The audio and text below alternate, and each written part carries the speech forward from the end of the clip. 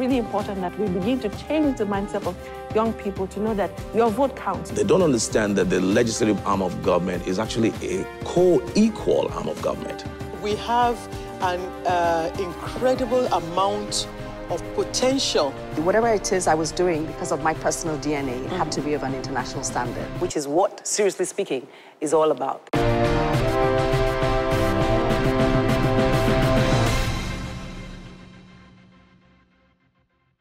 Hello there. I'm dressed very much like a Sisieko today with short tiru and buba and a scarf. Of course, it's one Calabar chick called Jane who's put together this traditional outfit, but in denim. And she lives in Lagos. Only in Lagos that this kind of thing can happen. So as Lagos celebrates 50 years, and I look back to the 3 decades or so I have called this place home, I ponder what being a Lagosian is really all about. That's why this edition really is about drawing inferences of the typical Lagosian's experience of this city that belongs to many more than those who are indigenes. I speak to Mr. Sunmi Smartco, who at 76 almost, is as sprightly as they come. It's almost 8 decades. What is 8 decades would allow, that is. And he still shoots great photographs, by appointment only, of course. I have heard people describe him as just a barber turned society photographer. True, all that. But one thing I know is that if there is any one man I think epitomizes what Lagos is, it's him, a place of opportunities. His Igbo mother had him out of wedlock for a Lagosian of Saru, that is Sierra Leonean roots. He came to this city, which is the city of excellence, with no formal secondary education, but became one of the most successful trained photographers from Nigeria, and also set the trend, editing a Guardian newspaper lifestyle insert called Lagos Life. Truly, Lagos Life is one in which truly determined and hardworking persons become successful. Or is it really so? I went to the streets to find out what people thought, apart from speaking to Okunsomi. And right here in the studio, I have an acerbic social critic. He's going to be here in the studio with me much later. Jimi Disu, another Lagosian. Or is it? We'll be right back with Seriously Speaking, if you don't go away. So what do you think about the fact that Lagos is home to everybody? You feel at home in Lagos? Yes, yes. I love Lagos. During fashion last time, we all feel at home. But I don't know if Ambode song, we will also feel free in Lagos. But I hope you will do like that. I'm not a Lagosian. Where are you from? I'm from Oyo State. How long have you lived in Lagos? Well, from small picking like this. Then you're a Lagosian? Of course. No, I'm not a Lagosian. I was born in Lagos, I grew up in Lagos, I'm working in Lagos. All that shit today was in Lagos. So that's why I feel it's good to celebrate Lagos as people. You were saying you've been on your own since you were 15. 15. My formal education stopped at the age of 14. I had taken an entrance examination to King's College, Lagos. I passed. Baptist High School, Port Harcourt, I passed. Stella Maris High School, a Catholic school, passed. Nobody to pay my fees. My mother left her husband. When this thing happened, she decided to become a born-again Christian and became one of the first adherents to the message of the Assemblies of God Church. But you were her only child? No. She had more after you? Yeah, for her husband. But you see, it got to a point that I was almost depressed. My friends had gone to school. I couldn't go. I never had a day of secondary school education. The English I'm speaking to you is self-taught, but I'll tell you how I did it. I used to go to where they sold Okrika Wake Up. Bend Down Boutique. Bend Down Boutique. The same people who brought the clothes also brought books. Yeah. They say, if you look over there, you see some yellowish back books. Those are National Geographic. So then you buy National Geographic, Reader's Digest, Time Magazine, and Newsweek. So you used to go to the Bend Down Boutique to buy books? Those second-hand books. Instead of clothes? Instead of clothes, yes. In Lagos, there was Dr. Olorun Nimbe, who was the mayor of Lagos. An Igbo man, Mazi Mbono Jike, was his deputy. In Enugu, a Fulani man, Malam Umaru Altini, was the mayor. In Port Harcourt, Alagwa was mayor. A Yoruba man, Dr. Ajibade, was his deputy. Nobody cared where you came from. If people were having this in Leeds, Lagos, Ileya, Christian friends of Muslims will go and sew clothes, the same ashwebi, for their children to party with them. At Christmas, they did the same. Easter, they came to eat free John. And the free John thing is another thing between people of Sierra Leone or call them... Yes, Brazilians. No, I said returnees, the Brazilians brought it, popularized it, so but the Sierra Leoneans also. And if you went to a proper Saro home, here they call it Saro, you see a sign, like this is a sign, written by a signwriter that says, godliness and contentment. I have a photograph I call Bring Back the PWD, meaning Public Works Department, which is now Ministry of Works. I must say the government destroyed a lot. At race course, which is now TBS, on any given day, you see at least 3 or 4 football matches going on. People are playing cricket. Maybe once or twice a month, horse racing. People will bring their horses from Ghana. The Dantatas from Kano. The Alakijas here, and all the well-known families owned horses. Then things were organized. Nobody dropped a piece of paper and got away with it. Then. Now, so what happened now? Anything happens. You see somebody in the Mercedes, he take his pure water, you roll down, throw it away. Groundnut, you do like that. If you are caught, then, literary district, you were arrested, you faced a magistrate, and probably you were sentenced to caning. Would you agree with me if I said, for example, the fact that Lagos kind of lived the essence of that freedom of association, freedom of speech, it was really not belonging to everybody. A melting pot. Absolutely. Yes, and a melting pot. So anybody could come. First of all, the biggest mistake the federal government made when they were moving to Abuja, Lagos should have been left as a federal territory. Port Harcourt, Kaduna, federal territories. Okay? Because you can't, although most of the houses in Lagos today, if you calculate well, most of them are owned by Ijebus. That's because they have money and all that, but that doesn't make them the owners of Lagos. In fact, they are agitating for their own state.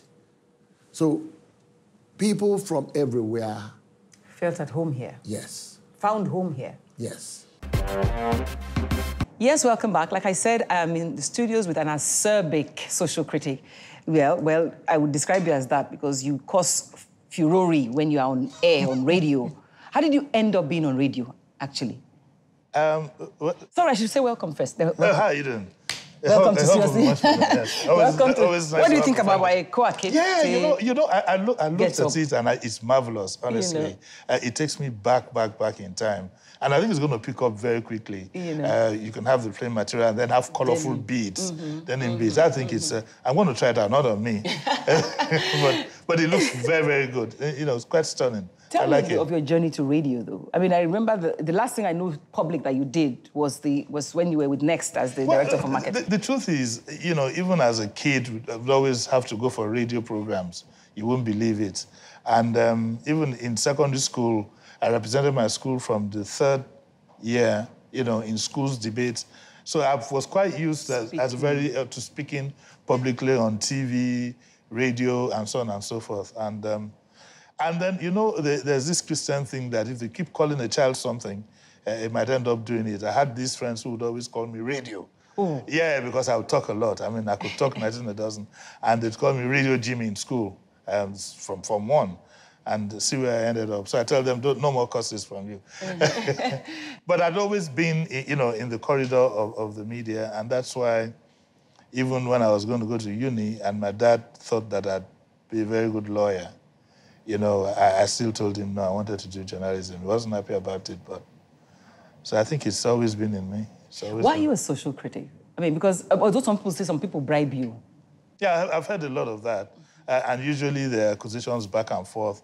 And so this group says you've been bribed, the other group says you've been bribed. But you know one thing about politicians is they always meet at a common front. And then they'll probably ask themselves, but I thought you bribed him. No, I thought you bribed him.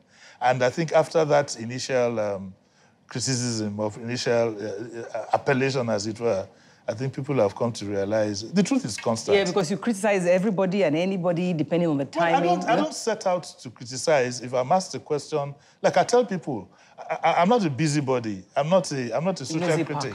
I'm not a nosy packer. I just do my job. Okay, fine. In the course of my job, if something is wrong, I say it is wrong. If it is right, I say it is right. Are you selective? Are you harsher with some people and kinder with some people? Well, not really, because even in cases... You know why I said? I remember the case of the chief of defense staff. People said Jimi wasn't hard on him. Which one of them now? The current one, about when he had his accounts abroad and, you know, all of this in the homes that he built. Okay. Well, I looked at the case objectively and, you know, it still wasn't clear to me. If it's not clear to me, I'm not going to be putting myself up front for libel. People must understand that there are rules to this game. People must also understand that there are certain things that you know that you can't just come out and say, they think I'm a loose cannon, I'm not. I've never been involved in a libel case. So anything that you do is verifiable. That's why... Yes, I mean, if I'm not sure, I tell you I'm not sure. And if I'm not sure or I'm not convinced, then you can see caution in the things that I say. But I've never been involved in any libel. Never been involved. Right from my newspaper days that I used to write a column that people felt was just as bad. But again, it's nice to have you in the studios because even when I was thinking about who would I have to discuss this, first of all, like I said, Uncle Sunmi came straight to mind. And then I thought, okay, who's going to be able to have this conversation with me? I said, okay, Jimi, twice we've tried to do this. Yeah, I couldn't get you in the studio. No. Because you wake up at 3 a.m. Well, no, it's my schedule at this one. You know, my daily schedule, I wake up at 3, I get to the studio at 5:30 for a program that's going to come on at 7. And some people say, that's Asheju. It's not. In this business that you and I... Asheju is 2-0, by the way. It's 2-0, okay. In this business that you and I do, you know that the one thing you want to do is... Apart from that, you want to be well relaxed and prepared when you come on air. And it's a live show. Yeah. It's not recorded. It doesn't give you a time to roll back. So I come in 5:30, do a bit of reading, and by 6:15, I'm good to go. Wow. And then I just play around. I fool around, actually. You need to see me in the studio. I just fool around. I know once I called you, I said, look at this one, I'm not wearing trousers today. I was very short. Very short. I was very short. So I was short as boxers. And that was when I used to finish at 7:30 and then go home. But now I have a second program, and so I now finish at 10:30. So I'm better dressed. Okay. But usually... So I'm lucky. So my taping was adequate. I mean, it was appropriate this time. No, I don't wear this every day. I'm wearing this because it's your program. Okay, I appreciate that. You know, like I said, you know, Uncle Jimi, if you listen to what Uncle Sunmi said, one of the things I take out of what he said was the fact that Lagos is like a place that everybody can succeed in. Oh, definitely. You know, and, you know, I said that in the intro, but you see all the people that commented, they're saying Lagos doesn't belong to anybody, it doesn't.